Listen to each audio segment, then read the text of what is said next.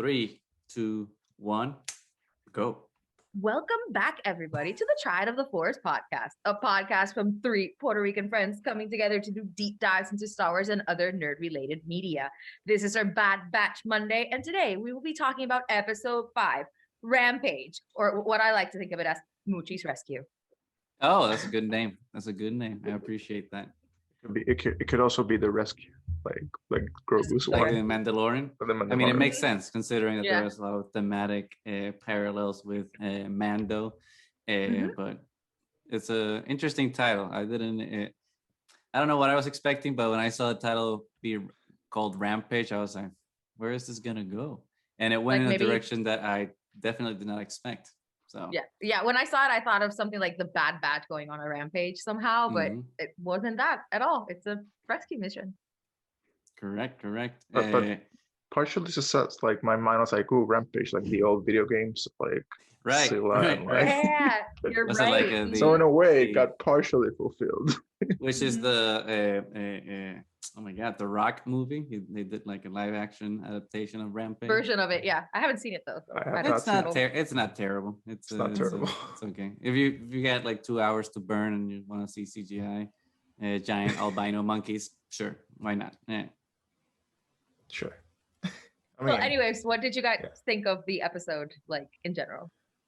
I thought it was good, but I don't know. I was a little concerned with the direction the show might be going in by the end of it, but we'll get into those details later. How about you, Mo?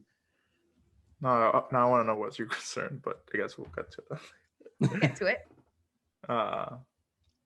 I really enjoyed it. I was like, this like more like we're finally getting past like, oh, things are just good and bad. Like we're getting to the, nitty gritty, like of like, humans have our moral relatives. Like there's not just saying like whatever's good at the moment might just be equally boring for the next generation or the next moment. So I love like how all of that is weaved into this new like kids/adult shows, like because you're breaking past that, oh, everything is always gonna be right and wrong. And that's not reality. There's always a net consequence of things. So I like where the show is headed. Yeah, I like a lot of the themes that they're touching. I don't know where Bruce is worried about it. I am worried that we started to get the Mandalorian derivative, I'll do something for you, you do something for me thing. There we go. That's it. But at the end of the day, I feel like this might turn out to be a more long-standing agreement between the two parties, because I think they're starting to realize that if they're not soldiers, but they could be mercenaries, and then mercenaries for good, maybe. I mean, again, moral ambiguity here. So I'm not going to be 100% committed to not liking this idea. In this episode, what I really liked actually is that we go back a little bit into themes from the Clone Wars, and we do slavery again. And I love how we already got like in the Clone Wars, like you see how the Zygerrians are get completely torn down by Anakin and Obi-Wan. And it's like the destruction of slavery and then being outlawed by the Republic. And now the Zygerrians coming back now that there's the Empire and being like, oh, we're bringing back slavery because now it's cool. We can bring this all back together. So it brings like the whole theme all the way around, and seeing like the perspective of what slavery means from, the innocent eyes of Omega, like just what's slavery? And then they have to explain to her, and she's like, that seems wrong. Like, well, yes, it is. I'm pretty sure Anakin could give you a giant speech on why slavery. Right. It's kind of like a parallel to Padme in episode 1, right? When she's like, well, there's no slavery in the Republic. And everyone's like, where have you been? Girl, you got to read some different books. But the Outer Rim. I did appreciate everything the episode did in terms of showing the different places that Omega and the Bad Batch are, in terms of like how they're adapting to this world outside of for the Bad Batch, outside of the military and the Clone Wars, and for Omega outside of the sterile environment of Camino. And in a way, we see like Omega coming into her own and actually showing herself to be like extremely competent, like in these situations where the Bad Batch, ever since last episode, they seem like they have no idea what they're doing and completely clueless, getting caught immediately by these guys. And Omega has to rescue their ass, which I thought was like a nice touch and an inventive way. So I did like that kind of power dynamic between, not power dynamic, but the adaptation that they're both going through and how one is more successful than the other. Especially with two key things that happened to Omega, I think were really interesting in the show. It's like first in the beginning, when she's the only one that has that, perception to not judge the situation quickly and take the answer that I forgot what was her name, the Trandoshan lady. Sid. There we go. When Sid just automatically says that she's not Sid, and Omega's like, they just take it at face value, and they're like, oh well, we failed, and she's like, oh, maybe this little bit. I'm not gonna automatically shock it to the Force because not everything needs to be the Force. And she had a little more intuition. Sometimes there's intuition, right? And was able to actually, actually discover that this person was in fact Sid. And then the second thing that happened that I thought was interesting for Omega was when she got the little crossbow arrow thing, thingamajig. I'm like, oh, someone found her. It was a very video gamey for me. It's like, oh, she achievement unlocked. She's got that. So I think those two things were really interesting in terms of Omega per se, because the Bad Batch kind of were completely out of their element. Even though I was very worried about Wrecker moving forward because he keeps getting hit in the head, man, and he keeps having those headaches. They keep hinting it. Yeah, and he keeps rubbing his head. And then the whole fight with the Rancor, El Husbando was like, stop hitting in the head. Please, just stop. And it's like, I feel like his switch is going to get turned on. I'm going to be so upset because I love her. And it will hurt me very much. But you actually forgot that she also gets the comm device. Right. So it's like and more integration into the team. Right? Yeah, and then which happens to be Crosshair's old device. Yeah, I know. Like but then I love how when she realizes that Sid is Sid, she says it through the comm device like, "This is Sid." Yes, I completely loved how she started using the comm. And she's a kid, right? So she was doing kid things, so that was very endearing. Especially because the Hunter was so annoyed by it, and she's like, "Dude, that's not how he is." But it's like, "Hey, you leave Omega alone. Let her use that comm device however she wants. She's precious, and she must be protected at all costs." Well, and then they were having an argument, and she's the one that stopped it. He has a point. Yep. So, I mean, I don't think she's using it that much of a toy. She's actually communicating. It's interesting though, and this is kind of besides the point from the plot. Is more like a observation I had when looking at the episode. They go to Ord Mantell, which was nice to kind of see again, because I think my memories of Ord Mantell are always from the Shadows of the Empire video game, although I have to fact check myself to make sure I'm thinking of that it's in fact the same planet. But when we go into the city proper, right, of Ord Mantell, it kind of gave me the same vibes from Pantora, like the same type of architecture for the bell shape. The words escape me. I'm sorry. It's Sunday. And narrow streets and which I don't know if it's kind of, I don't want to call the animators lazy, but I found it odd that this completely different planet has very similar architecture to Pantora. Just a thing to point out. Although I did appreciate them keeping the neon Attack of the Clones aesthetic in all the streets. It's like, okay, I'll take this at least. I'll take this. I'll sub this. No, I also saw, I was like interested, like, oh, it's weird, like, but now this was just like a single spire, like, which was a little bit, I don't know, but going back to what you were saying, like scenes with Omega, I also enjoyed where at the beginning, talking with Gunky, the droid, like you already see that there's that complete appreciation for the droid, and at the same time, I believe, like she was like kind of like updating the doll, kind of like making it look like a more like Bad Batchy. I was like, So it kind of also like that called back to like Clone Wars and like the clones kind of like changing their own aesthetics to fit their own narrative. So kind of like seeing like this is Omega's journey. This like in a way that doll is like representation of like Omega becoming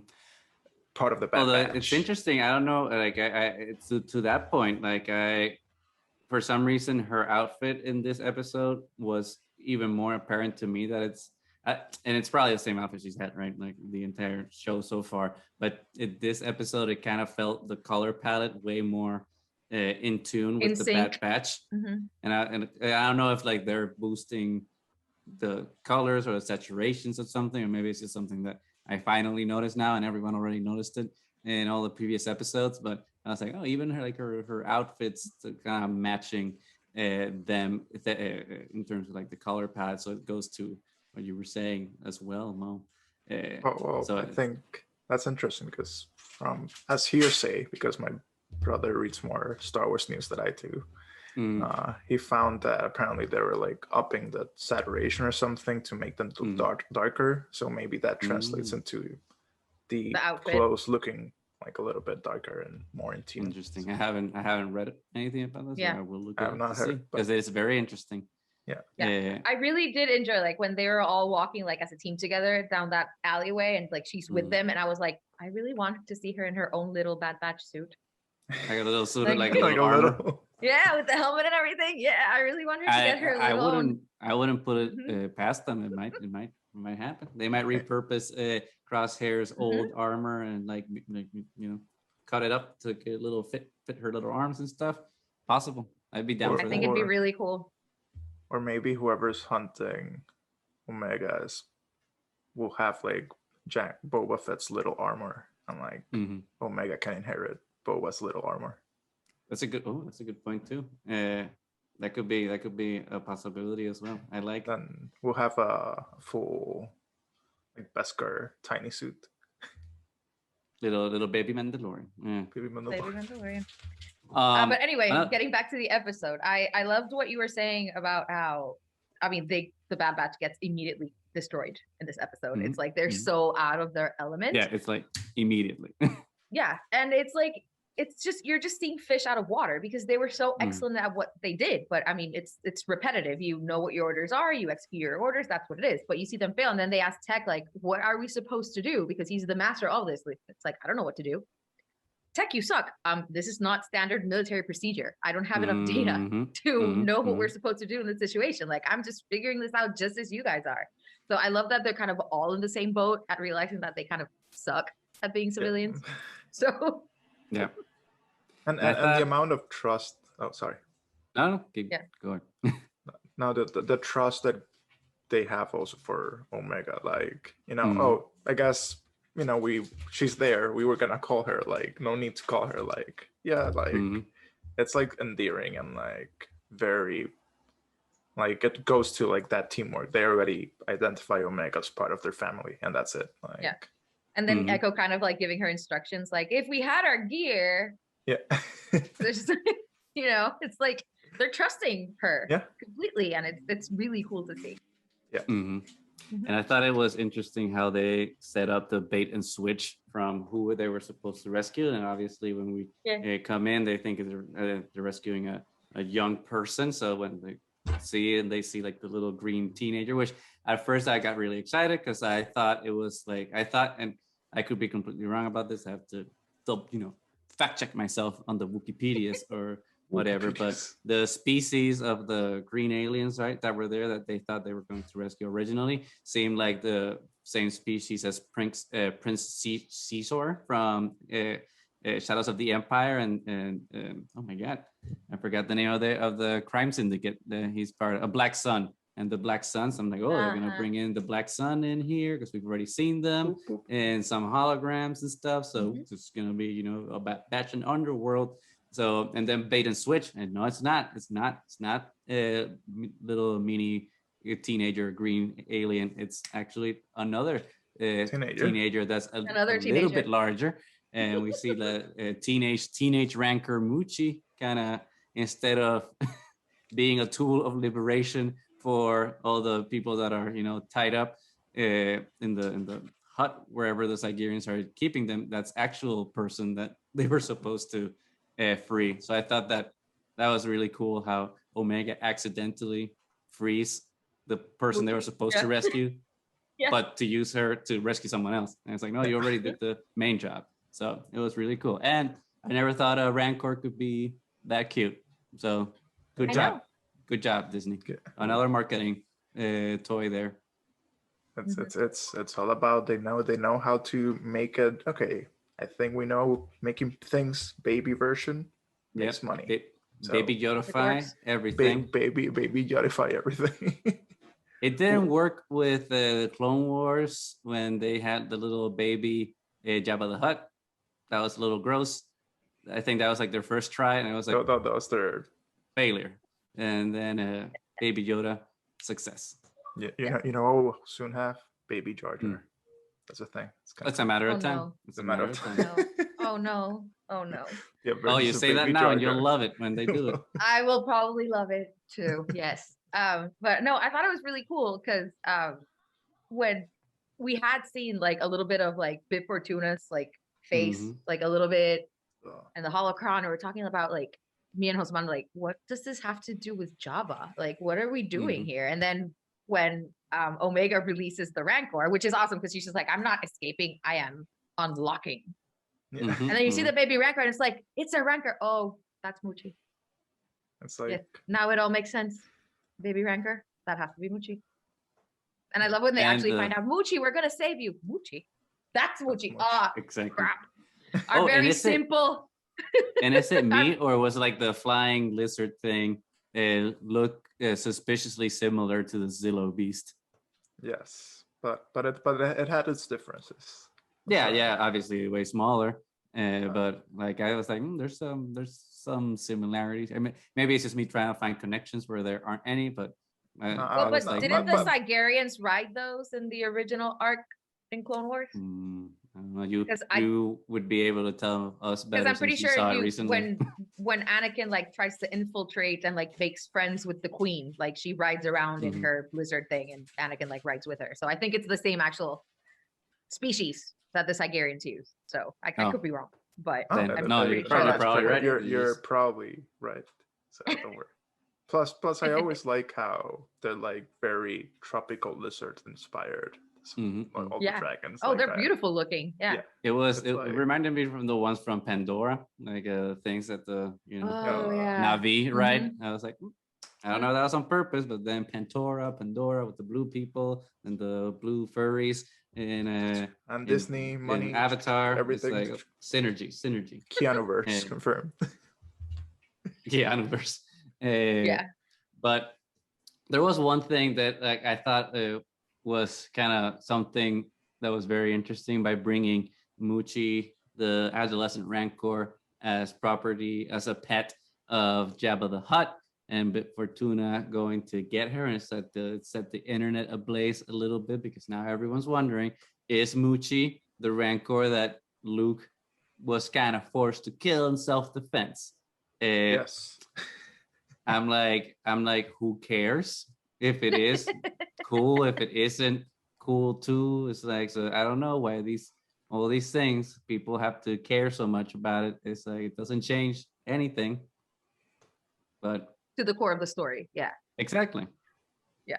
But I heard they were mad because they changed like the name and then the gender because she's a she and whatever. But come on, guys, 20 years have gone by. There's a million things that could have happened in between. I mean, this could have been Jabba trying to get a mate for the other one, or the one that Luke's killed might be a child of Muchi, or maybe Jabba has a farm of Rancors and then he chooses a specific one to keep as a pet at random times.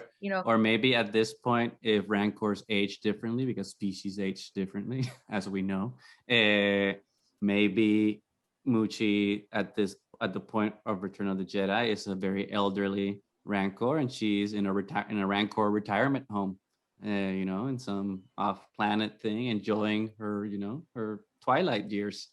Maybe, who knows? We don't know. But again, it goes into that nitpicking that is kind of ridiculous because there's so many things that could have happened. So you don't have to just because it's called this now, and you can't just assume it's the same creature. Regardless, but it does bring up the question of they rescue her because she was going to be taken into slavery.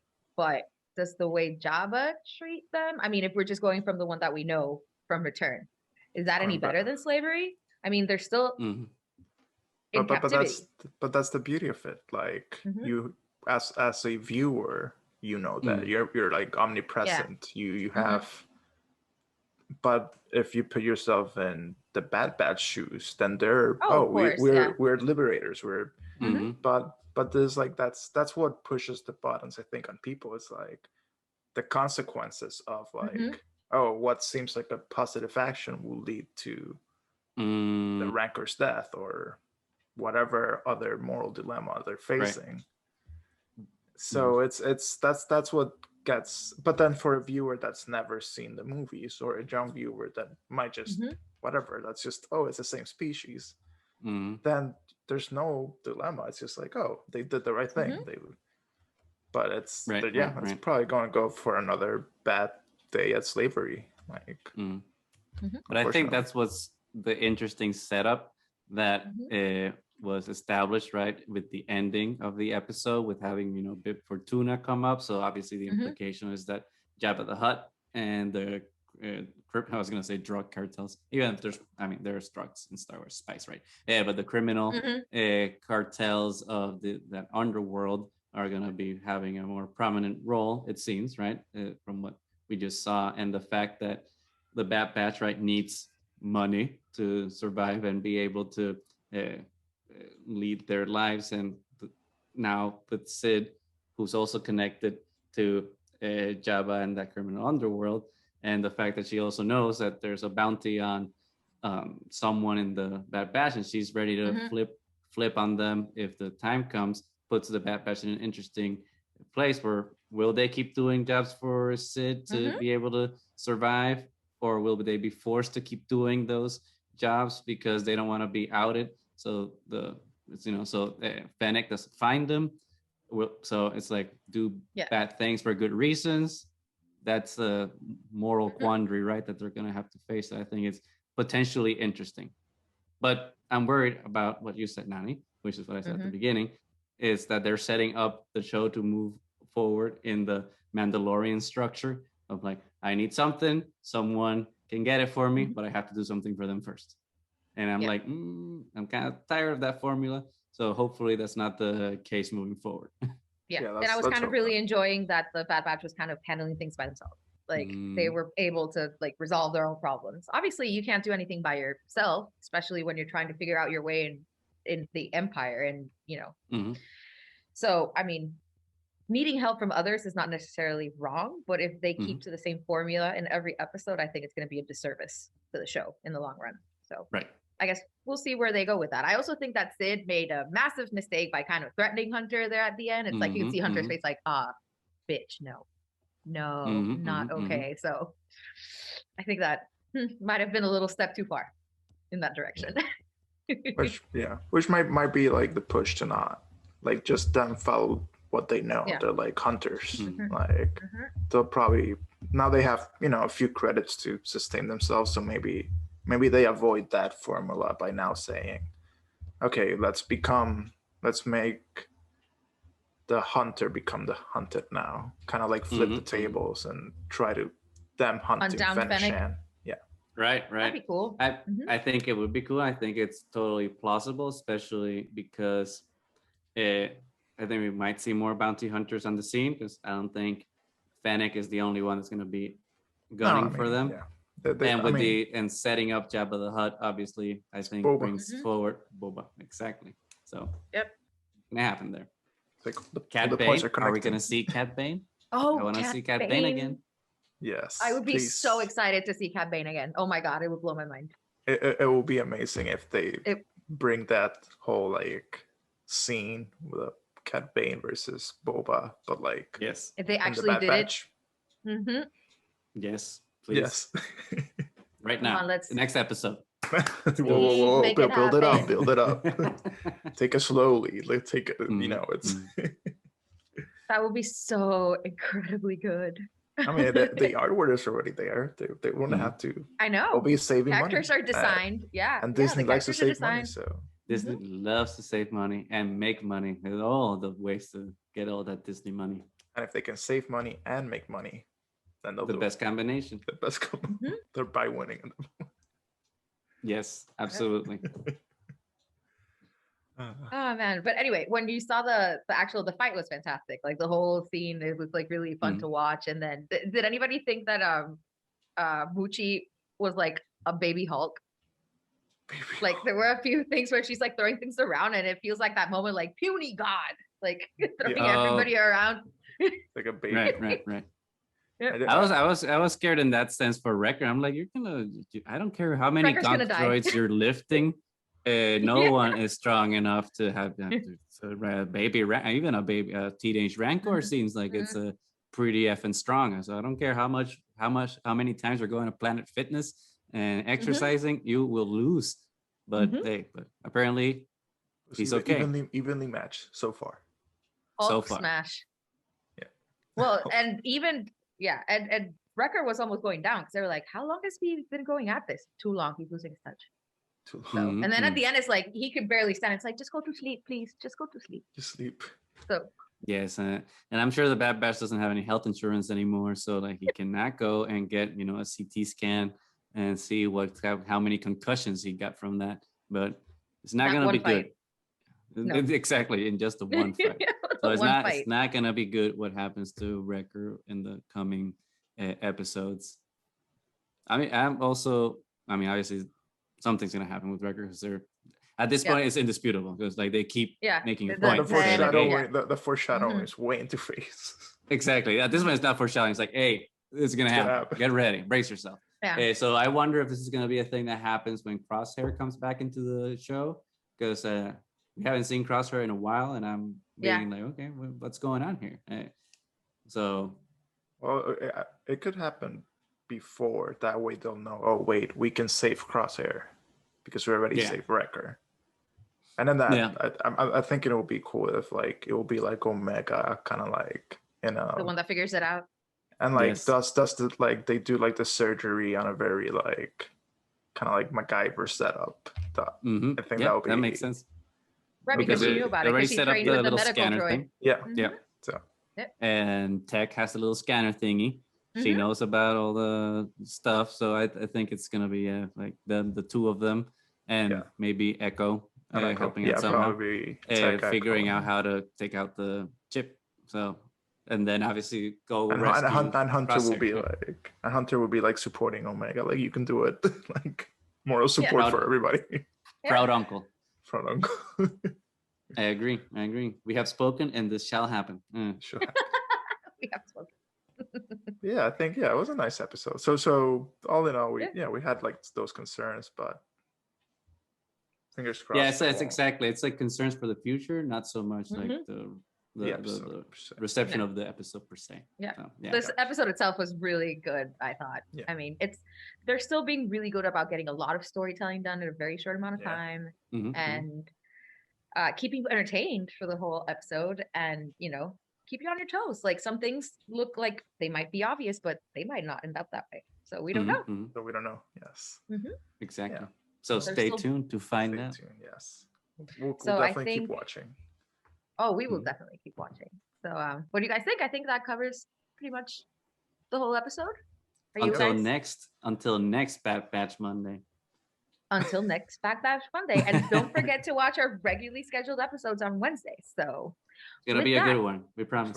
Yeah, we have a good one coming up. So. We are Triad of the Force. You can find us wherever podcasts can be found. You can find us on Twitter, Instagram. Just search Triad of the Force. We have Publix. So just, leave a comment, like, subscribe, ring that bell. Let us know what you like, what you don't like. It's all good here. We love Star Wars. We love you guys too. Thank you for listening and watching for those who watch. May the Force be with you.